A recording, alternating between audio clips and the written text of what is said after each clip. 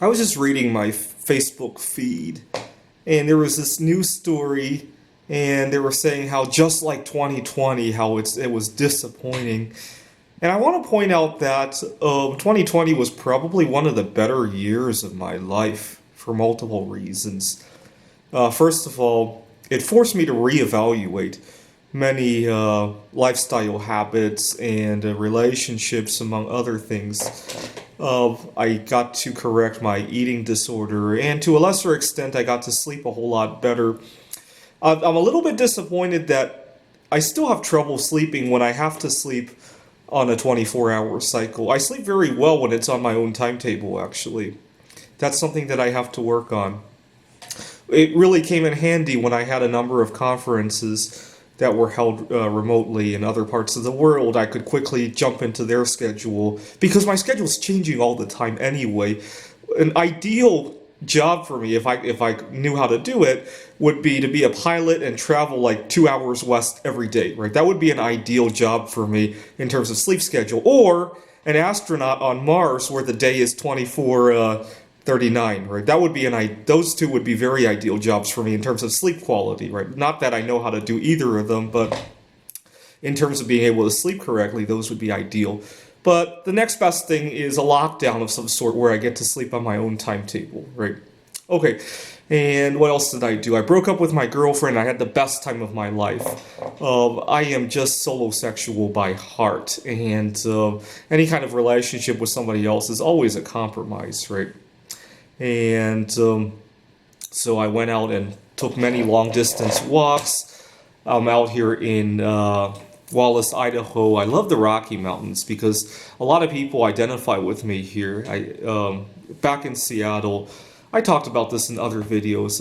It seems to be okay to harass and discriminate against single men for some reason. I run into a lot of trouble being single, even though I like it back in Seattle. Over here in Wallace, it's very nice. See, in Seattle, if you even mention that you feel discriminated for being single and anybody wants to find you a solution, it's always in the lines of, well, maybe they can help hook you up with somebody, right? That's not my goal. My goal is to be happily single. And in Wallace, there's a lot less of that sentiment. What else did I do here? I mentioned moving out here to Wallace and the Rockies and feeling happy about that, writing a number of computer games. And I also found it a lot easier now that everybody is dealing with a lot of problems of the lockdowns. I found it a lot easier to negotiate what I actually need at my workplace. So I talk about being discriminated against and all that. But earlier this year, I found I was able to mention a few things that I've been holding off on. See, I work at a tutoring center, and oftentimes I run into this problem. Sometimes I'm a little bit too good for what I'm doing, and as a result, I get the student through the door fast, and sometimes what I need to do and what I for the student versus what I need to do for myself, oftentimes those two goals don't perfectly align with one another. And so I was negotiating with my manager, and I mentioned that, well, because he wants to find me a student, which is an even better match. And I mentioned, I lost the last two students really quickly. Is there something I need to know before I make a mistake with the following students? He said, no, they both learned a lot. And so I took a breath and I thought to myself, well, with this new student, this is much more my area, right? I'm going to be working with AP Computer Science.